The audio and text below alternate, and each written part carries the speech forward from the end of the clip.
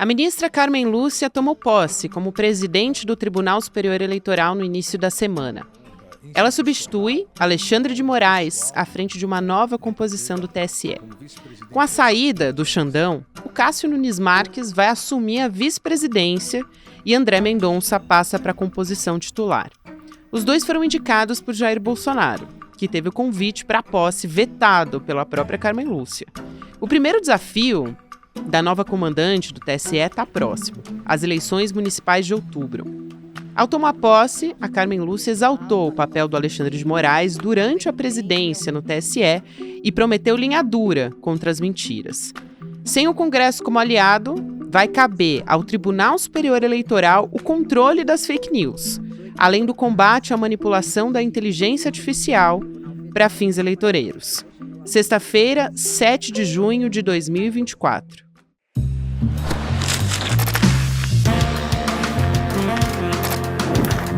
Olá, seja muito bem-vindo, seja muito bem-vinda. Eu sou a Gabriela Varela, esse é o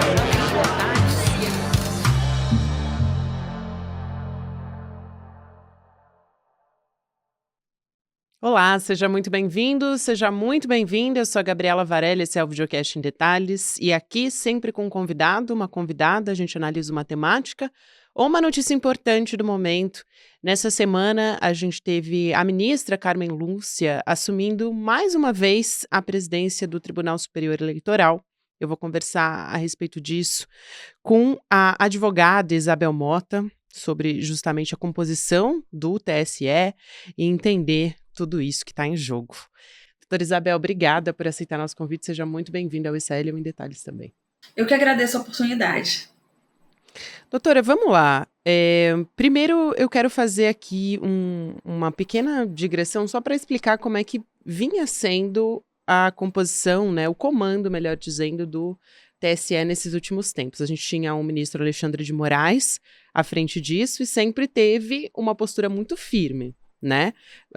Ele proibiu o uso do Palácio da Alvorada para fazer live, multou o PL, o partido do ex-presidente Jair Bolsonaro, justamente por atacar as urnas eletrônicas no contexto das eleições, enfim.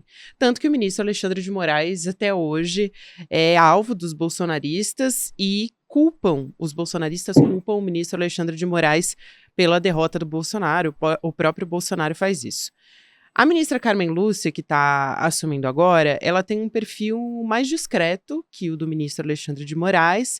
Dá para imaginar que ela vai ter uma postura firme também pelo discurso que ela fez na posse. Eu te pergunto se a sua expectativa em relação à ministra Carmen Lúcia é a de continuidade no combate às fake news. Quais vão ser os principais desafios da Carmen Lúcia assumindo o TSE agora? Eu acho que vai ser bastante desafiador o período, não só porque vai suceder uma presidência que foi marcada pela necessidade de um pulso muito firme. Eu não sei se era pretensão do próprio ministro Alexandre assumir essa postura centralizadora e enérgica, mas acabou sendo necessário. Então é bastante desafiador para quem vai sucedê-lo, independentemente de ser a ministra Carmen ou se fosse outro ministro, nessas condições, e manter esse combate implacável à desinformação, que é um desafio mundial, e aqui no Brasil ela ganhou uma pauta muito importante já desde as últimas eleições, em que a gente verificou que a justiça eleitoral foi atacada. Então, anteriormente, a justiça colocava para os candidatos e candidatas que eles tinham que tentar se defender. Quando a justiça foi atacada, ela percebeu como é difícil essa defesa, como realmente é necessário uma firmeza maior da justiça eleitoral nesse processo de se defender contra a desinformação, contra a propaganda irregular. Então, a minha expectativa é que a ministra garanta essa continuidade, essa determinação contra a desinformação, mas que também dê a cara dela a essa presidência. Eu pergunto também a respeito do perfil da ministra Carmen Lúcia, porque a gente tem até uma pesquisa do Instituto Atlas Intel sobre a percepção dos brasileiros, né, a respeito da ministra Carmen Lúcia. Ela é integrante do STF mais bem vista pelos brasileiros. Não que, de fato, a opinião pública É uma questão delicada, né, você colocar a opinião pública dos brasileiros em relação ao judiciário, porque a sociedade não pode balizar a decisão dos ministros, né, do Supremo Tribunal Federal. Mas, de qualquer forma, de acordo com essa pesquisa, 40% das pessoas que participaram dessa pesquisa têm uma imagem positiva da ministra, e aí depois a gente tem 37% com uma visão negativa, 23% não souberam opinar. Mas, na opinião de especialistas que acompanham e também ex-ministros do Supremo Tribunal Federal, tem uma visão sobre ela bastante parecida, de que ela vai ter uma administração exemplar, porque ela tem um notável saber jurídico, que é muito experiente, agregadora. Como que você, Isabel, avalia a postura da ministra Carmen Lúcia? E se você puder também trazer um pouco do histórico dela também, acho que seria interessante aqui. Eu já ia falar sobre o histórico mesmo. Eu acompanhei a outra presidência da ministra Carmen Lúcia. Naquele momento, ela tinha um perfil ainda mais discreto do que ela tem agora. Ela sempre foi firme, sempre se posicionou muito bem quando instada, quando necessário, mas ela era mais discreta. Eu percebo uma ministra mais experimentada e talvez mais desafiada. Os últimos tempos do Supremo foram muito difíceis. Então, todos os ministros, e ela, fazendo parte dessa composição, ela também teve a oportunidade de ser muito testada. E agora a gente percebe, inclusive, a conduta dela dentro do STF, a conduta dela dentro do TSE, nos votos, nas proposições dela, se percebe um perfil mais aguerrido do que a gente via na administração anterior, na vez em que ela teve sob a presidência. Inclusive, para nós mulheres, para nós que temos essa pauta de empoderamento feminino, é muito surpreendente como a ministra também vem pautando essa questão de forma muito aguerrida. Ela tem sido muito firme, muito intransigente na defesa dessas pautas. E até então a gente não percebia tanto uma definição tão nítida de como a ministra vê essas questões. Então, eu realmente tenho uma expectativa muito positiva de que, para além do equilíbrio e da energia que ela vem imprimindo à sua condução como ministra do STF e do TSE, ela consiga trazer esse equilíbrio e essa energia que muitas vezes é necessária e também para pautar isso, porque a gente sabe que as ministras são mais interrompidas do que os ministros, a gente sabe da dificuldade, isso não acontece só no STF, acontece também no STJ, acontece em outras cortes, e ela já pautou isso no STF, e eu acho que ela está mais preparada para não deixar que isso aconteça agora como presidenta do TSE. É interessante você colocar esse ponto, doutora, porque a Carmen Lúcia ela já nomeou 3 mulheres para cargos estratégicos no comando do Tribunal Superior Eleitoral, né. Ela, como primeira ministra na presidência do TSE também, a única a ocupar o cargo mais de uma vez, então, sobretudo, é bastante simbólico para as mulheres no judiciário também, ela colocar mulheres em posições estratégicas, né, nessas posições, dentro do Tribunal Superior Eleitoral. Por exemplo, ela escalou uma delegada da Polícia Federal, que é a Cátia Gonçalves, para cuidar da segurança internacional, da corte, enfim, e outras posições também. E além da ministra Carmen Lúcia, tem só uma mulher titular, né, na corte eleitoral, que é a Isabel Galotti. Isso, eu ia falar exatamente dessa composição. Para chegar à presidência do TSE, tem que necessariamente ser ministro do STF. E como nós temos poucas ministras, principalmente agora, com a saída da ministra Rosa e com a nomeação de só ministros homens, depois que foram tendo aposentadorias do STF, fica difícil mesmo a gente ter uma ministra presidenta do TSE. Realmente, a ministra, para além dessa questão do empoderamento feminino, ela ter trazido para a linha de frente da sua administração 3 mulheres, dentre elas, uma que eu conheço bastante, minha colega de Academia Brasileira de Direito Eleitoral e Político, a professora Roberta Maia Grista, uma das maiores técnicas que o Tribunal Regional Eleitoral de Minas Gerais tem, cedida para o TSE já há algum tempo, e teve o seu valor reconhecido e colocado numa posição de destaque a gente ainda não tinha tido essa oportunidade. Então, realmente, o TSE, do ponto de vista técnico, ele está muito bem servido de profissionais femininas, e a ministra encontrou bem pessoas do próprio corpo da Justiça Eleitoral, como é o caso da professora Roberta, e também de fora, que é o caso da questão da outra diretora, que é uma desembargadora, e também da questão da segurança. Então, ela achou as melhores técnicas para colocar em posições estratégicas. Não as colocou porque são mulheres, mas também porque são mulheres competentes. E a gente tem um judiciário de maneira geral, a gente tem diversas pesquisas sobre isso, né, doutora Isabel, sobre como o judiciário é majoritariamente branco, masculino, e isso afeta, claro, nas decisões judiciais, né? Isso acaba pautando, essas mesmas visões de mundo acabam pautando as decisões na justiça. Agora, tem um ponto importante no TSE que é essa regra de rodízio entre os ministros, né? Então, a previsão a gente tem é de que o Cássio Nunes Marques seja presidente do TSE em 2026, com o André Mendonça como vice. E os dois foram nomeações do ex-presidente Jair Bolsonaro para compor o Supremo Tribunal Federal, né? A gente fala de um cenário político no país que é bastante delicado, né? Porque a gente espera que o ex-presidente Jair Bolsonaro seja indiciado não só pela tentativa de golpe no início do governo Lula, mas também por falsificação de carteira de vacina no contexto da Covid-19, no caso das joias sauditas também, enfim, de qualquer forma, a gente tem 2 ministros indicados por Bolsonaro com um perfil bastante conservador, principalmente em relação a pautas de costume que a gente vem acompanhando no STF, né? Agora, nos processos eleitorais, o que a gente pode esperar, doutora Isabel, em relação à postura desses 2 ministros? Que eles sigam essa mesma linha? Os 2 nunca fizeram parte de processos eleitorais, então eu queria te perguntar o que a gente pode esperar deles nesse sentido, né? Eu conheço mais academicamente o ministro André e a trajetória dele também. Penso que, independentemente de como eles ascenderam à nossa Corte Suprema, eles têm qualidades técnicas e morais para bem ocupar as posições que vão ocupar em 2026.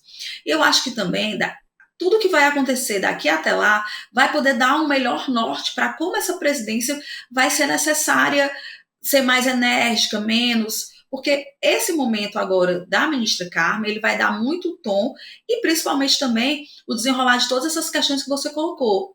A gente ainda tem muita água aí para rolar, mas se esses processos tramitarem de modo, nesse mesmo sentido que você colocou, no sentido do indiciamento do ex-presidente, da responsabilização dele em 2016, ele como figura política vai estar bastante preocupado com a sua própria situação pessoal, de inclusive não ser encarcerado. Então, dessa forma, a sua postura política vai influenciar, e dos seus próprios seguidores, vai influenciar menos no posicionamento das autoridades que vão estar à frente do TSE.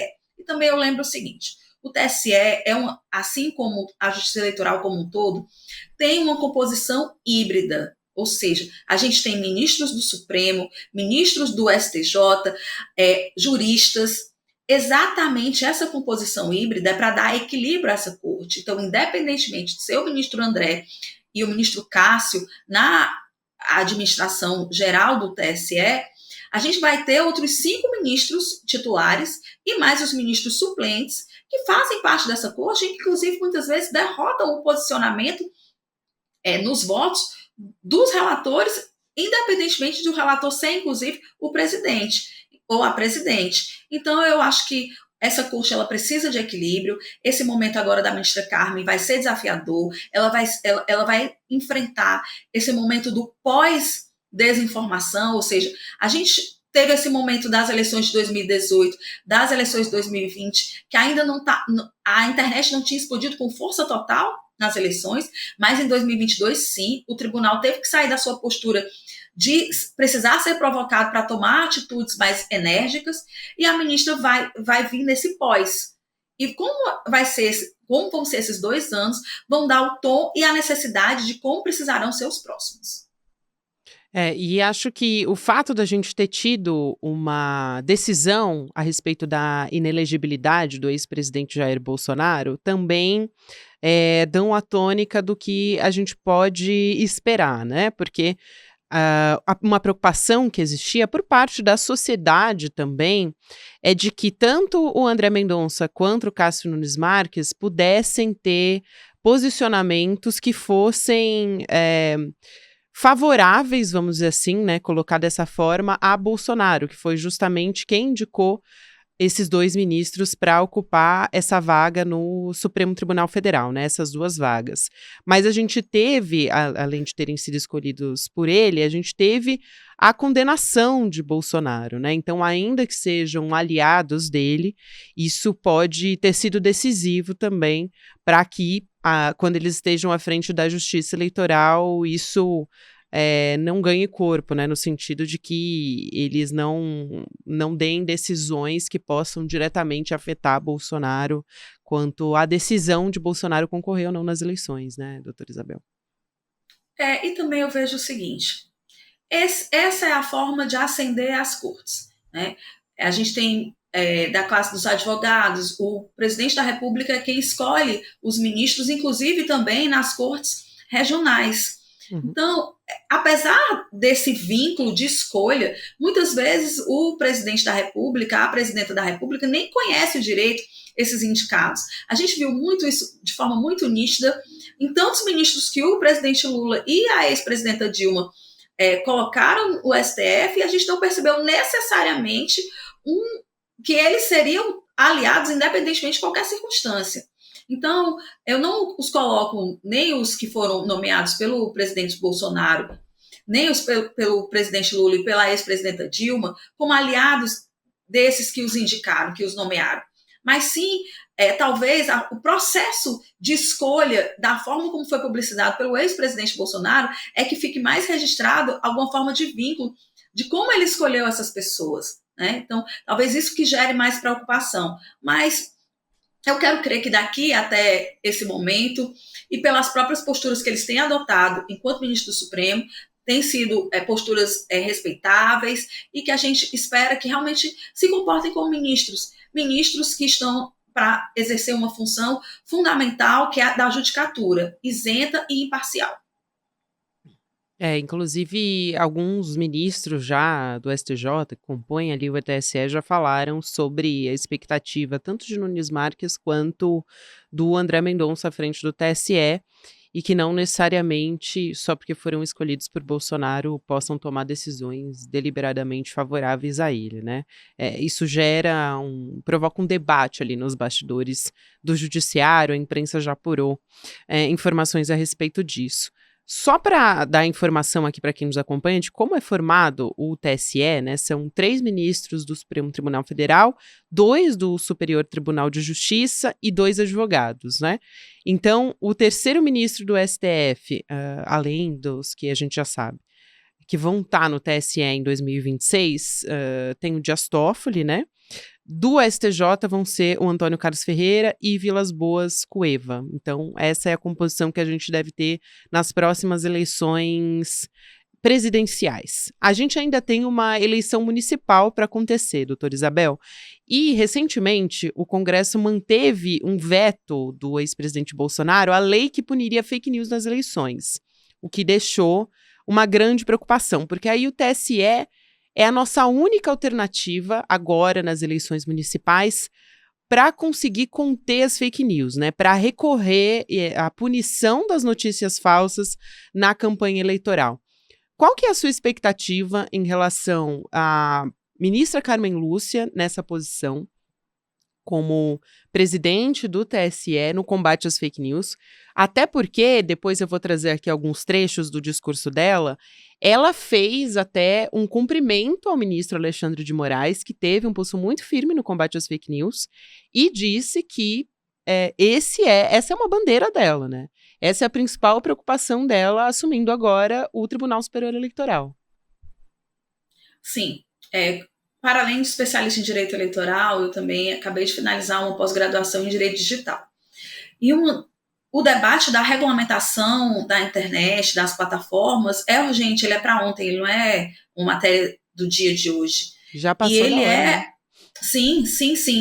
E se o Congresso não fez o dever de casa, mesmo a gente sendo totalmente contrário a ativismo, eu tenho uma dificuldade muito grande do ativismo judicial, ou seja, do poder judiciário ir onde a lei não foi, só que a gente está cada vez mais a reboque dessas ausências. Já não adianta mais constituir em mora, ou seja, colocar o Congresso como devedor para a sociedade. Porque quando tem a legislação, ainda acontece como aconteceu nessa questão do veto. Então, o Tribunal Superior Eleitoral precisou de medidas bastante enérgicas já em 2022. A resolução caminhou no sentido que a gente não esperava, mas do que a gente precisava. A gente precisava salvar o processo democrático como um todo, desse galopante meio de descortinar narrativas que é a desinformação. Então, essas narrativas, as pessoas têm seus vieses, elas vão acreditando e vão repassando aquilo que elas querem que seja verdade e não aquilo que elas checam. Então, as pessoas não têm responsabilidade pelo que repassam e a Justiça Eleitoral tem que coibir isso dentro da sua seara. Já que não é possível coibir em todas, pelo menos dentro do processo judicial eleitoral, a gente consiga ter instrumentos eficazes para, pelo menos, sancionar e tentar impedir a força da desinformação. Porque obstaculizar que ela exista, a gente não tem como. Uma vez que a desinformação existe, a gente tem que correr atrás dela e buscar meios para inviabilizar a sua disseminação. Mas foi muito enfático o discurso da ministra e realmente me deixou muito feliz que ela, para além de todas as questões que ela pontuou, de que ela estava sintonizada com o mesmo sentimento que a corte, foi sob a batuta, a condução do ministro Alexandre, mas a corte toda militou no sentido de ser contrária ao processo galopante de desinformação que afeta de forma, às vezes, assim, a gente nem sabe quais os efeitos da desinformação. A gente só sabe que são muito danosos. Por quê? Porque o TSE foi bastante eficaz em 2022 e ele vai precisar ser mais ainda agora em 2024 com o desafio de eleições municipais, onde a gente tem realidades locais que essas narrativas crescem e que a gente precisa cuidar disso. E agora, o TSE, já no processo de resolução, que foi conduzido pela ministra Carmen Lúcia, antes dela chegar à presidência, ela conduziu o processo de elaboração das resoluções que vão disciplinar aqui o processo eleitoral de 2024, a resolução que avança a respeito dos atos ilícitos, e a gente já tem instrumentos nessa resolução para, inclusive, que as decisões, a gente tem um repositório de decisões judiciais sobre matéria de propaganda, que é exatamente onde incide essa questão da desinformação. Então, se o TSE já tiver decisões nesse sentido, os juízes dos tribunais regionais eleitorais e das zonas eleitorais vão ter, inclusive, que seguir essas decisões. Então, é um instrumento também importante e inovador para que a gente combata as fake news.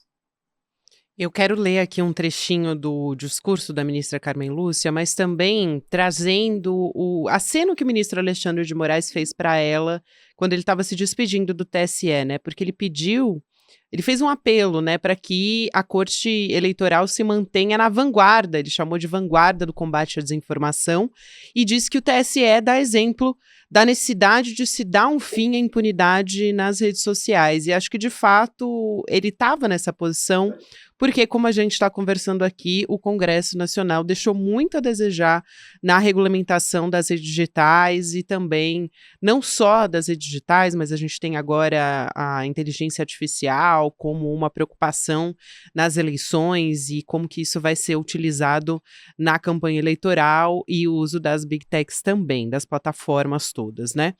Agora, o posicionamento da ministra já tinha sido feito algumas outras vezes, né? Em outras oportunidades, ela já tinha falado sobre a importância de regulamentação.